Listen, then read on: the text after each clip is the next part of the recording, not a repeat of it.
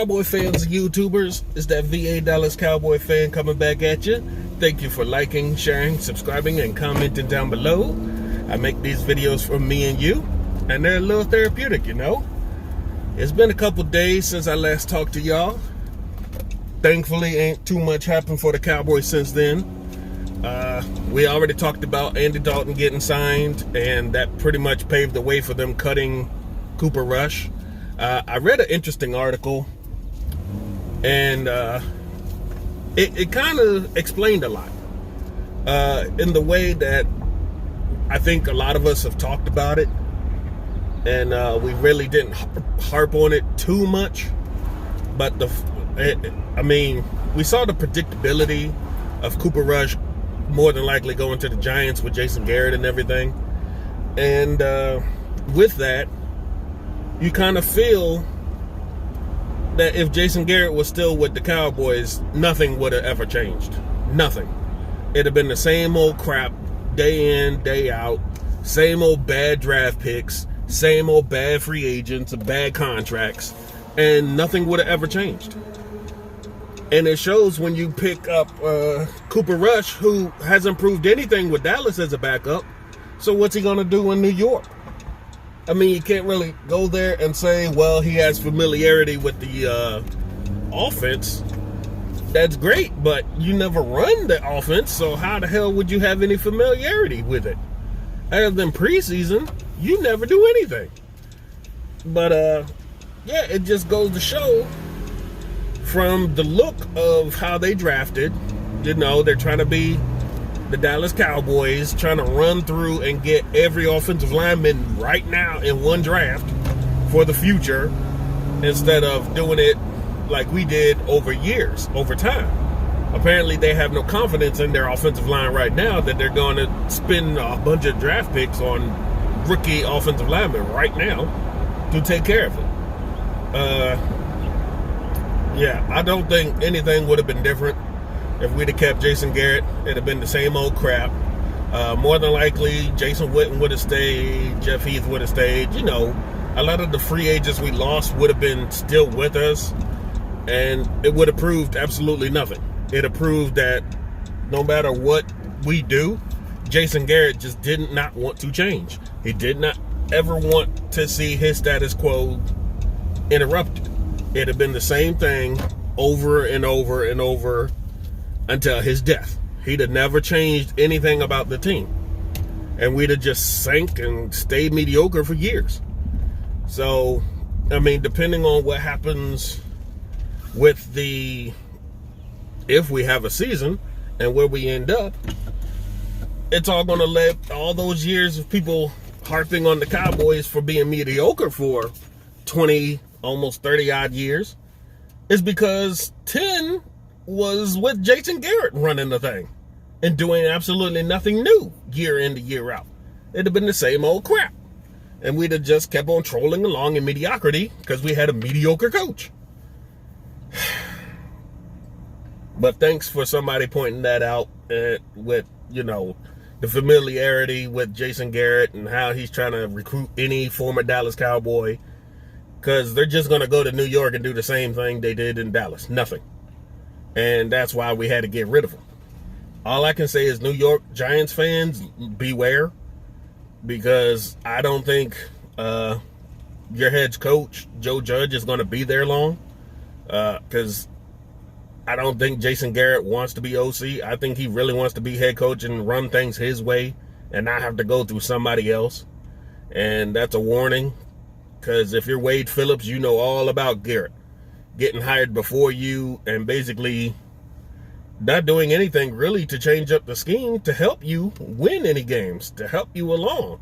He just kind of screwed you over and then took your job.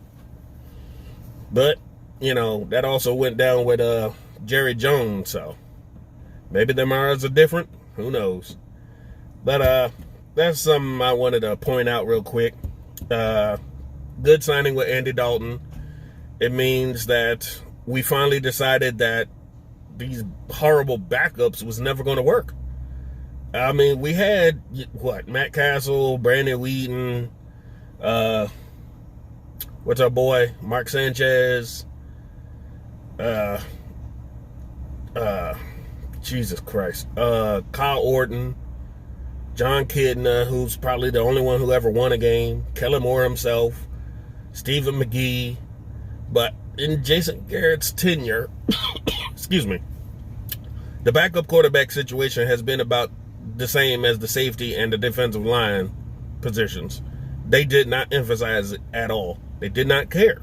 They always assumed that your starting quarterback was forever going to play and nothing was ever going to change. I mean, it showed in the way they game planned for when Zeke went out that they had no game plan. Their whole thing was running through Zeke, and if they didn't have that, they didn't know what to do. And it showed.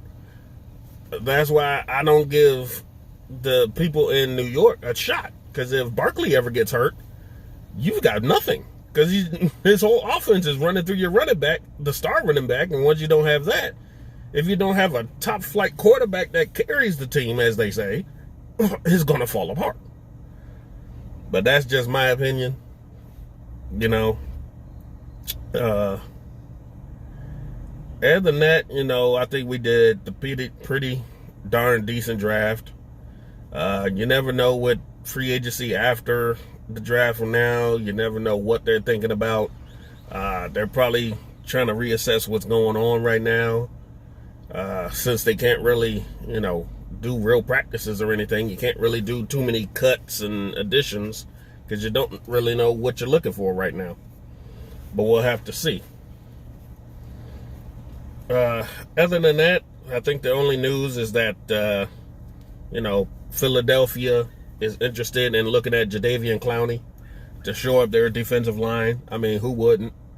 But his price tag is going to have to come down for any team to really want to look at him. Because $20 million a year and you haven't even produced a double-digit sack season. And the only reason you were really good somewhere else is because somebody else on the defensive line was taking up double teams as well. So that doesn't make you look like too much of a terror on your own. Maybe I'm wrong, you know. If I'm wrong, I'm wrong. But, you know, I just don't see it. The terror he was in college just didn't translate to the pros. He can hold down his side of the line, but without, you know, help on the other side, he starts getting double teamed. He's just washed out of every play. But that's just what I think. Irvin and Bryant gave CeeDee Lamb the 88 stamp of approval. So, you know, we can stop talking about that. Des Bryant didn't even start as the starter when he wore the 88. He was kick returner, punt returner, you know, third string behind Miles Austin and Roy Williams. So, you know, he can work his way up the depth chart just like Dez.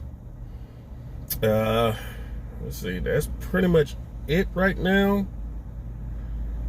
You know, just happy that we had a good draft. Happy that our philosophy has changed.